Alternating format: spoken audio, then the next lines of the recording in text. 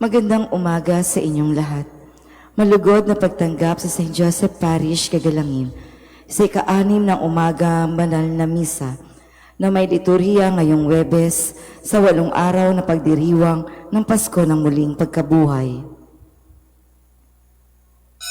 Tumayo po ang lahat at tayo'y makiisa sa Eucharistikong pagdiriwang na pamumunuan ng ating Kura Paroko, Reverendo Padre Douglas D. Badong. Magpuri kayo sa Panginoong Diyos, lahat ng santinakpan. Magsiawit kayo at siya'y pagdangal magpakailanman.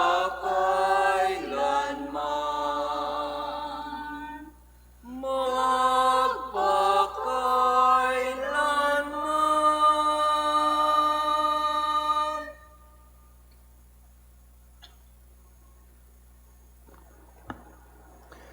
Sa ngalan ng Ama at ng Anak at ng Espiritu Santo, Amen. ang pagpapala ng ating Panginoong Hesukristo, ang pag-ibig ng Diyos Ama, at ang makikipagkaisa ng Espiritu Santo naway sumainyong lahat. At sumaiyo rin.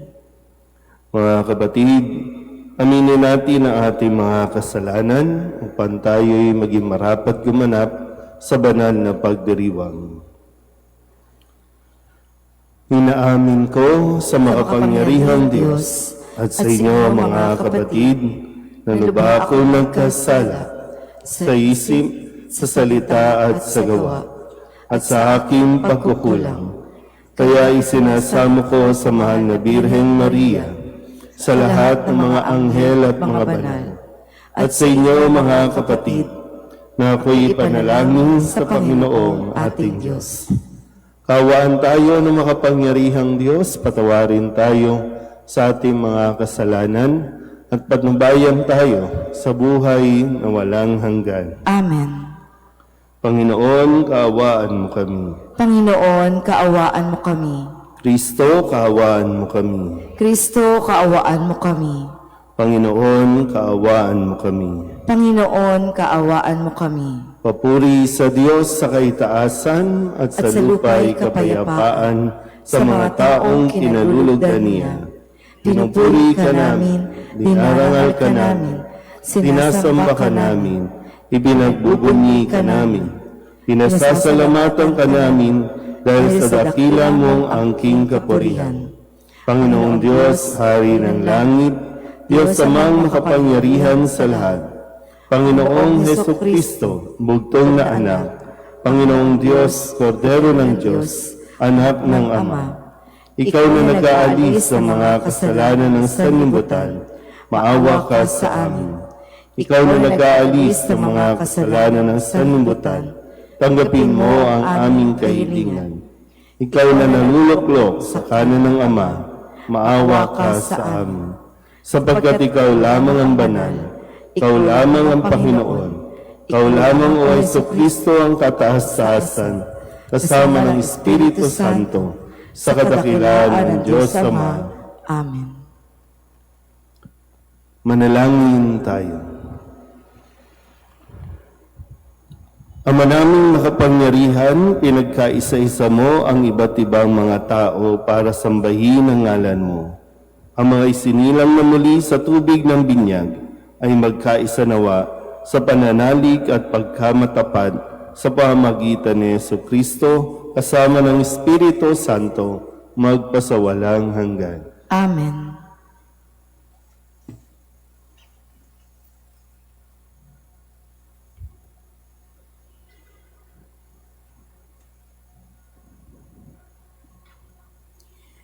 Pagbasa mula sa mga gawa ng mga apostol. Noong mga araw na iyon, samantalang nakahawak ang pinagaling ni na Pedro at Juan sa kanila sa may portiko ni Solomon, patakbong lumapit sa kanila ang mga taong takang-taka sa nangyari. Pagkakita ni Pedro sa mga tao, kanyang sinabi, "Mga Israelita, bakit kayo nanggigilala sa nangyaring ito? Bakit ninyo kami tinitingnan ng ganyan? Akala ba ninyo'y napalakad namin siya sa pamamagitan ng sarili naming kapangyarihan o kaya'y dahil sa aming kabanalan? Ang Diyos ni na Abraham, Isaac at Jacob, ang Diyos ng ating mga ninuno, ang nagbigay ng pinakamataas na karangalan sa kanyang lingkod na si Jesus. Ngunit siya'y ibinigay ninyo sa makapangyarihan at itinakwil sa harapan ni Pilato, gayong ipinasya na nitong palayain siya. Itinakwil ninyo ang banal at matuwid, at isang mamamatay tao ang hiniling ninyong palayain. Pinatay ninyo ang pinagmumula ng buhay, ngunit siya'y muling binuhay ng Diyos, at saksi kami sa bagay na ito. Ang kapangyarihan ng pangalan ni Jesus ang nagpagaling sa lalaking ito. Nangyari ito dahil sa pananalig sa kanyang pangalan. Ang pananalig kay Jesus ang lubusang nagpagaling sa kanya tulad ng inyong nakikita. At ngayon mga kapatid, batid kong hindi ninyo nalalaman ang inyong ginawa, gayon din ang inyong mga pinuno. Ngunit sa ginawa ninyo'y natupad ang malaon ng ipinahayag ng Diyos sa pamamagitan ng mga propeta, at ang Kristo'y kailangang magbata. Kaya't magsisi kayo at magbalik loob sa Diyos upang pawiin niya ang inyong mga kasalanan at bigyan kayo ng kaunting panahon ng pamamahinga. At susuguin niya si Jesus, ang Mesiyas na hinirang niya para sa inyo. Siya'y dapat munang manatili sa langit hanggang sa dumating ang panahon ng pagbabago ng lahat ng bagay ayon sa ipinahayag ng Diyos sa pamamagitan ng kanyang mga banal na propeta mula pa noong una. Sinabi ni Moises, ang Panginoong inyong Diyos ay pipili ng isa ninyong kalahi at gagawing propetang tulad ko. Pakinggan ninyo ang lahat ng sasabihin niya sa inyo, at lahat ng hindi makikinig sa propetang yaon ay ihihiwalay sa bayan ng Diyos at lilipulin. Nagpahayag din tungkol sa mga araw na ito ang mga propeta mula kay Samuel at lahat ng sumunod sa kanya. Ang mga pangako ng Diyos sa pamamagitan ng mga propeta ay para sa inyo, at kasali kayo sa tipang ginawa ng Diyos at ng inyong mga ninuno nang kanyang sabihin kay Abraham, pagpapalain ko ang lahat ng angkan sa daigdig sa pamamagitan ng inyong lipi. Kaya't hinirang ng Diyos ang kanyang lingkod, at siya'y unang sinugo sa inyo upang pagpalain kayo at tulungan tumalikod sa inyong masasamang pamumuhay. Ang salita ng Diyos. Salamat sa Diyos. Maningning ang iyong pangalan poon sa sangkalupaan. Maningning ang iyong ngalan poon sa sangkalupaan. Ikaw, O Poon, Panginoon namin, laganap sa lupa ang iyong luningning. Ano nga ang tao upang iyong alalahanin, ay ano nga siya sa sukal mong kalingain. Maningning ang iyong ngalan poon sa sangkalupaan. Nilikha mo siya na halos kapantay ng iyong luningning at kadakilaan. Pinamahala mo sa buong daigdig, sa lahat ng bagay, malakit, maliit. Maningning ang iyong ngalan poon sa sangkalupaan. Mga bakat tupa, hayop ng babangis, at lahat ng ibong nasa himpapawid, at maging sa isda sa ilalim ng tubig. Maningning ang iyong ngalan poon sa sangkalupaan. Magsitayo na po ang lahat.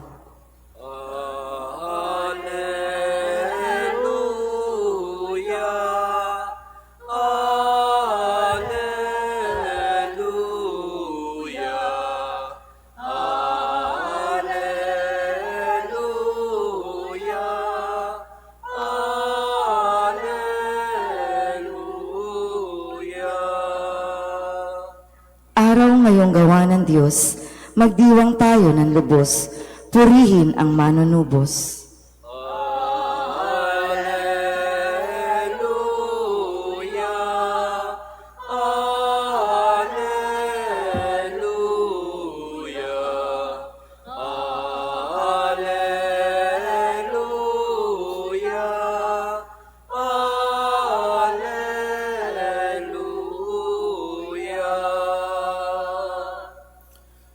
Sumainyo ang Panginoon. At sumayo rin. Ang mabuting balita ng Panginoon ayon kay San Lucas. Papuri sa iyo, Panginoon.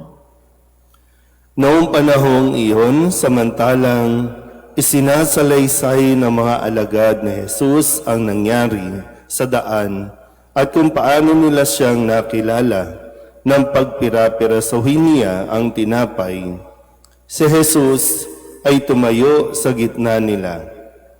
Sumainyo ang kapayapaan, sabi niya sa kanila. Ngunit nagulat sila at natakot sapagkat akala nila'y multo ang nasa harapan nila. Kaya't sinabi ni Jesus sa kanila, ano't kayo'y nagugulumihanan? Bakit nag-aalinlangan pa kayo? Tingnan ninyo ang aking kamay at paa. Ako nga ito. Hipuin ninyo ako at pagmasdan. Ang multo'y walang laman at buto. Ngunit ako'y mayroon, tulad ng nakikita ninyo. At pagkasabi nito, ipinakita niya sa kanila ang kanyang mga kamay at mga paa.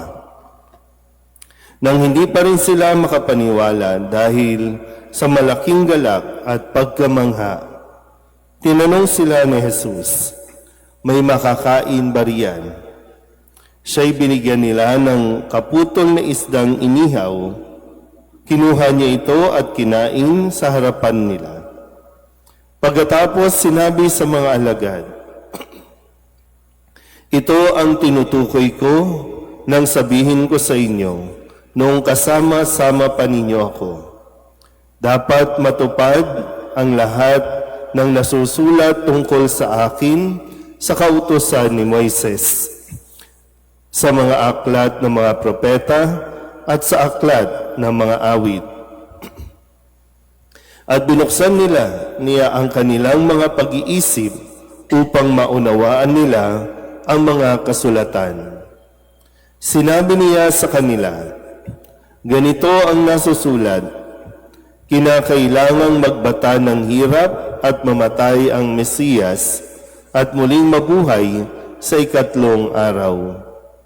Sa kanyang pangalan, ang pagsisisi at kapatawaran ng mga kasalanan ay dapat ipangaral sa lahat ng bansa, magmula sa Jerusalem. Kayo ang mga saksi sa mga bagay na ito. Ang mabuting balita ng Panginoon. Pinupuri ka namin, Panginoong Hesukristo. Isang mapagpalang umaga po sa inyong lahat. Ngayon po ay Huwebes sa 8 araw na pagdiriwang ng Pasko ng Pagkabuhay.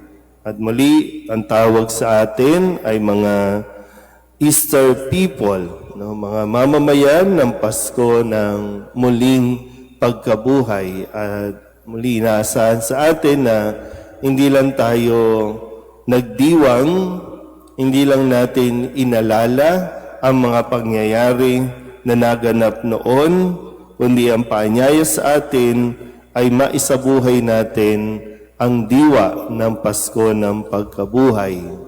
Sa unang pagbasa, sa pagpapatuloy natin mula sa mga gawa ng mga apostol, makikita natin dito na sila po ay mas confident, mas malakas na ang loob, mas matapang na ipahayag. Kung noon, nung si Kristo ay hulihin, silang lahat ay nagsipagtago, nagsipagtakas, pero ngayon sila po ay lantaran ng nagsasalita sa pangalan ni Jesus. At sila'y nakakapagpagaling na rin ng mga may sakit, at lalo tigit yung pangaral na ibinilin ni Kristo na sa kanyang pangalan, ang pagsisisi at ang kapatawaran ay dapat na ipangaral sa mga tao. At isa po sa ating ebanghelyo na kailangan natin nawa taglayin kung talagang bukal sa ating puso't isipan o handa tayong tanggapin na si Kristo ay muling nabuhay, tayo rin nawa ay magkaroon ng ipinapakita ni Kristo sa Ebanghelyo. At ano yan? Tingnan niyo po, no? Si Kristo matapos na iwanan ng mga alagad, ipagkanulo, ikaila, at iwan ng marami. Pero ngayon, siya ay mismong nagpakita sa kanila at ang kanyang unang bati ay sumainyo ang kapayapaan. Na pagpapakita ng isang tunay na malakas, tunay na matapang, yung haharapin mo ang mga taong nakasakit sa iyo, haharapin mo ang mga taong, sabihin natin, sabi ko kanina, nagkanulo at nang iwan sa iyo. O pwedeng sa lahat ng pagkakataon na kay Kristo yung para bang karapatan na magalit, karapatan na manumbat, karapatan na manising, pero hindi na ito ginawa ni Jesus. Kundi ang kanyang pagpapakita sa kanila, ang hatid niya ay kapayapaan. Nang sa ganon, mapalaya na rin ang mga alagad sa kanila pong mga nararamdaman na pagsisisi. Kasi yung guilt nila, kaya nga sila ay nagkukulong, nagtatago, bukod sa kanilang takot na nararamdaman, yung guilt din na iniwan nila sa Jesus. Pero muli, ang ipinakita ni Jesus, nawa ay taglayin din natin. Yung nawa, isang araw, handa na rin tayong harapin ang mga taong nakasakit sa atin. Harapin na rin at lalo tigit patawarin ang mga taong nagdulot sa atin ng matinding kalungkutan, nagdulot sa atin ng matinding disappointment, kasi nga tayo ay mga isinilang na sa pagdiriwang nating ito ng Pasko ng muling pagkabuhay. Ito rin nawa ay yung hingi natin kay Kristo, yung biyaya na mas maging matapang tayo, mas maging malakas tayo. Baka minsan ilang taon na nating daladala ang mga bagay na ito, ilang taon nating daladala yung mga paninisi natin sa mga tao. Valid naman na nahirapan ka sa buhay, valid naman yung naramdaman mo, yung pagka-inis mo, pagkagalit mo, pero tapos na yun. Para bang dito, tapos na yun. Ngayon, buhay na siya, muli siyang nabuhay, ganun din tayo, na isang araw na pagdaanan na natin lahat ng iyon, o pwedeng pinabayaan ka noon, pero buhay ka pa rin naman hanggang ngayon, at ano pang point para isisi sa kanila. Although marami tayong dapat na matutunan doon, at nawa, yun yung mas manatili sa atin.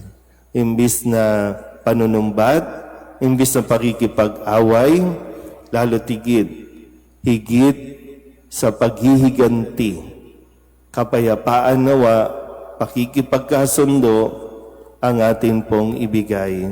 Nang sa ganon, lahat po tayo ay lumaya sa mga masasama at hindi magandang nararamdaman natin o saloobin. Amen?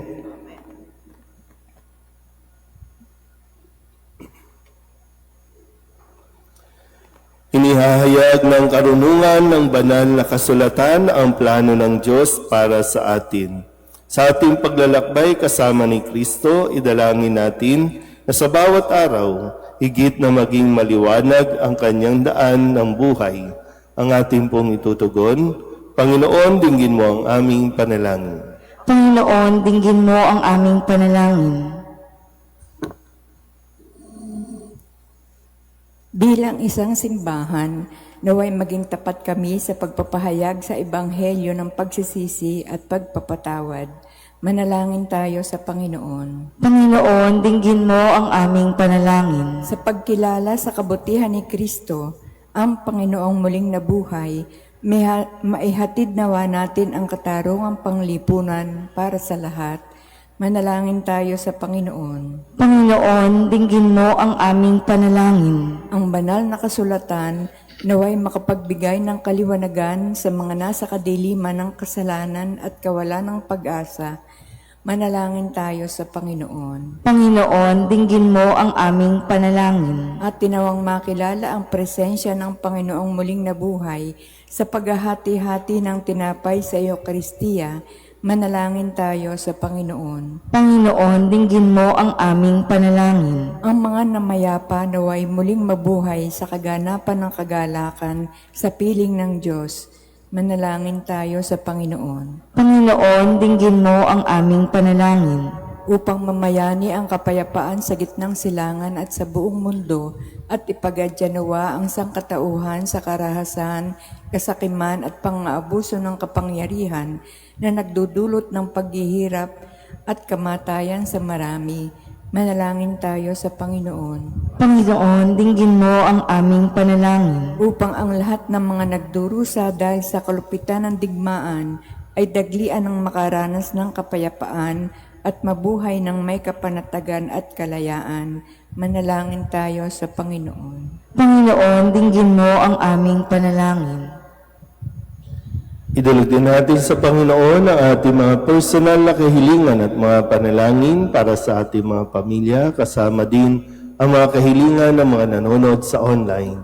Lahat ng mga misang pasasalamat, special na intensyon, agarang paggaling ng mga may sakit, at ang lahat ng mga kaluluwa na inihiling na ipagdasal sa misang ito.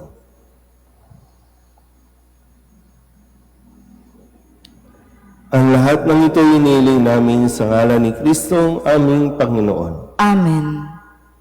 Handog namin sa iyo, Ama, ang tinapay at alak na ito. Handog ng bayang umaasa, sumasamba't nagmamahal sa iyo. Handog namin sa iyo, Ama,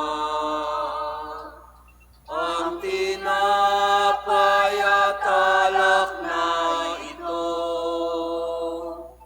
Handog ng bayang umaasa, sumasamba't nagmamahal sa iyo. Manalangin kayo mga kapatid upang paghahain natin ay kalugdan ng Diyos Amang makapangyarihan. Tanggapin nawa ng Panginoon itong paghahain sa iyong mga kamay, sa kapurihan niya at karangalan, sa ating kapakinabangan at sa buong sambayanan niyang banal. Ama naming lumikha, kalugdan mo at tanggapin ang aming mga alay na ngayoy inihahain para sa mga hinirang upang ang mga niloob mong mabinyagan ay magkamit ng iyong tulong ngayon at kailanman sa pamamagitan ni Jesucristo magpasawalang hanggan. Amen. Sumainyo ang Panginoon. At sumayo rin, Itaas sa Diyos ang inyong puso at diwa. itinaas na namin sa Panginoon. Pasalamatan natin ang Panginoong ating Diyos. Marapat na siya ay pasalamatan. Ama naming makapangyarihan, tunay ngang marapat na ikaw ay aming pasalamatan, lalo ngayong ipinagdiriwang ang paghahain ng Mesiyas, ang maamong tupa na tumubos sa aming lahat. Ang iyong anak na minamahal ay naghain ng sarili niyang buhay. Siya ang tupang maamong umako sa kaparusahan upang mapatawad ang kasalanan ng sanlibutan. Sa pagkamatay niya sa banal na krus, ang kamatayan namin ay kanyang nilupig. Sa pagkabuhay niya bilang manunubos, pag-asa at pagkabuhay ay aming nakamit. Kaya kaysa ng mga anghel na nagsisiawin ng papuri sa iyo, na walang humpay sa kalangitan, kami nagbubunyi sa iyong kadakilaan. Santo, Santo, Santo, Panginoon Diyos ng mga hukbo, napupuno ang langit at lupa ng kadakilaan mo, o sana sa kaitaasan. Pinagpala ang naparirito sa ngalan ng Panginoon, o sana sa kaitaasan. Ama naming banal, ikaw ang bukal ng tanang kabanalan. Kaya't sa pamamagitan ng iyong Espiritu, gawin mong banal ang kaloob na ito upang para sa aming maging katawan at dugo ng aming Panginoong Hesu Kristo.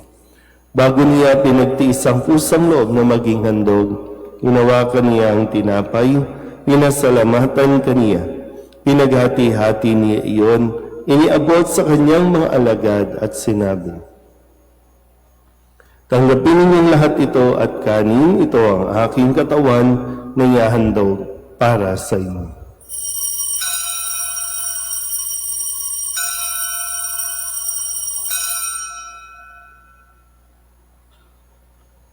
Gayun din naman nang matapos ang hapunan, hinawakan niya ang kalis, muli kaniyang pinasalamatan. Iniabot niya ang kalis sa kanyang mga alagad at sinabi, "Tanggapin ninyong lahat ito at inumin. Ito ang kalis ng aking dugo, ng bago at walang hanggang tipan. Ang aking dugo na ibubuhos para sa inyo at para sa lahat sa ikapagpapatawad ng mga kasalanan. Gawin ninyo ito sa pag-alaala sa akin."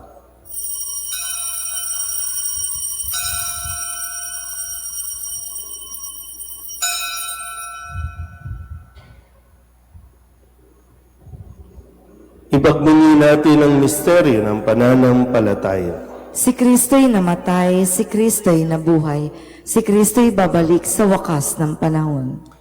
Ama, ginagawa namin ngayon ang pag-alaala sa pagkamatay at muling pagkabuhay ng iyong anak. Kaya tiniaalay namin sa iyo ang tinapay na nagbibigay buhay at ang kalis na nagkakaloob ng kaligtasan. Kami nagpapasalamat dahil kami iyong minarapat na tumayo sa harap mo para maglingkod sa iyo.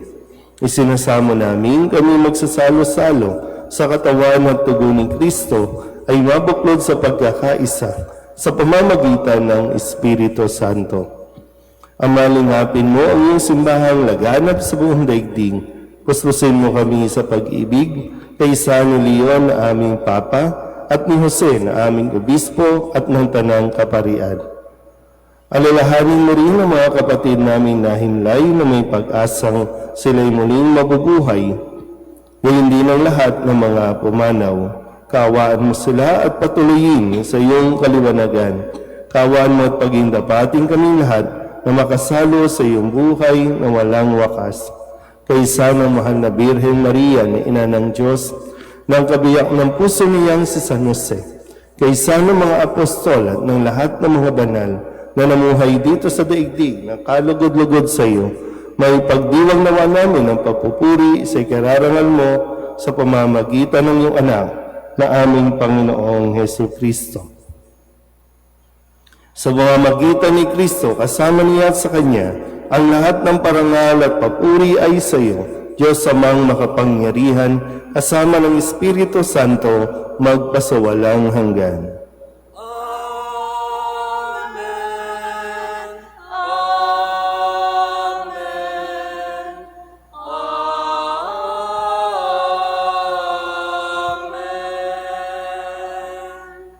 Sa tagubilin ng nakagagaling na utos at turo ng Jesus sa Panginoon natin at Diyos, ipahayag natin ang lakas loob.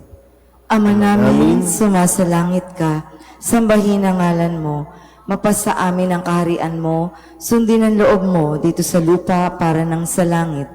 Bigyan mo kami ngayon ng aming kakanin sa araw-araw at patawarin mo kami sa aming mga sala, para nang pagpapatawad namin sa nagkakasala sa amin, at huwag mo kaming ipahintulot sa tukso at iadya mo kami sa lahat ng masama.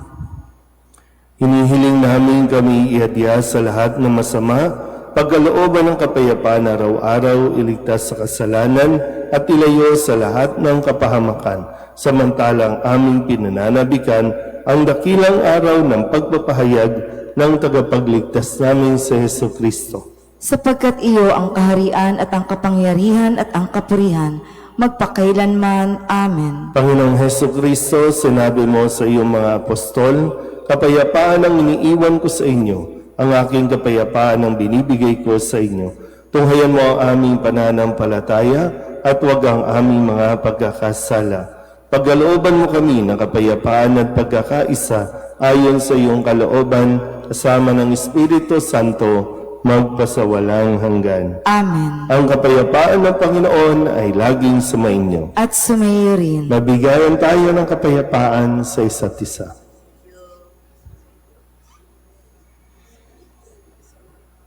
Kordero ng Diyos na nag-aalis ng mga kasalanan ng sanlibutan, maawa ka sa amin. Kordero ng Diyos na nag-aalis ng mga kasalanan ng sanlibutan, maawa ka sa amin. Kordero ng Diyos na nag-aalis ng mga kasalanan ng sanlibutan, ipagkaloob mo sa amin ang kapayapaan. Ito ang kordero ng Diyos. Ito ang nag-aalis ng kasalanan ng sanlibutan. Mapalad ang mga inaanyayahan sa kanyang piging. Panginoon, hindi ako karapat-dapat na magpatuloy sa iyo, ngunit sa isang salita mo lamang ay gagaling na ako.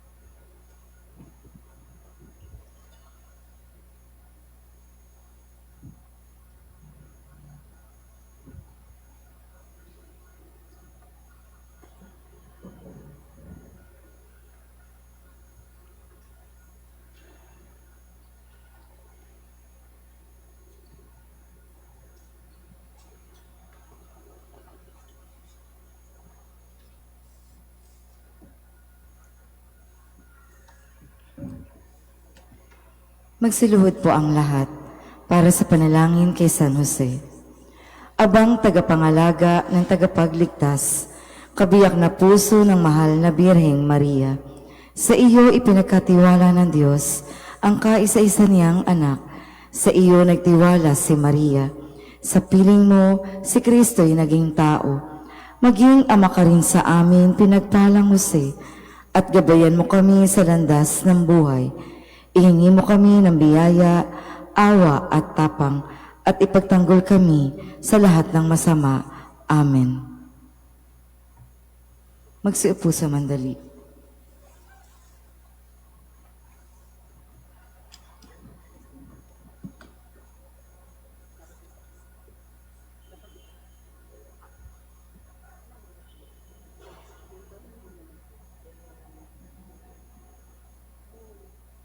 Magsitayo na po ang lahat. Manalangin tayo. Ama naming mapagmahal, ang aming mga pagluhod ay iyong pakinggan para sa pagkakamit ng iyong tulong sa amin araw-araw at para sa pagkakaloob ng ligayang walang katapusan na pawang idinudulot ng banal na pakikinabang sa pagdiriwang ng pagpapalitan ng iyong bigay at aming alay sa pamamagitan ni Jesucristo kasama ng Espiritu Santo magpasawalang hanggan. Amen. Sumainyo ang Panginoon At sumayo rin. at pagpalain kayo ng makapangyarihang Diyos, Ama at Anak at Espiritu Santo. Amen. Tapos ang banal na misa, humayo tayo sa kapayapaan ni Kristo. Alleluia, Alleluia. Salamat sa Diyos. Alleluia, Alleluia. Ito ang bagong araw, ito'y araw ng tagumpay. Anak ng tao'y nabuhay, siya'y ating pangaralan. Si Jesus muling nabuhay sa kamatayan, nagtagumpay.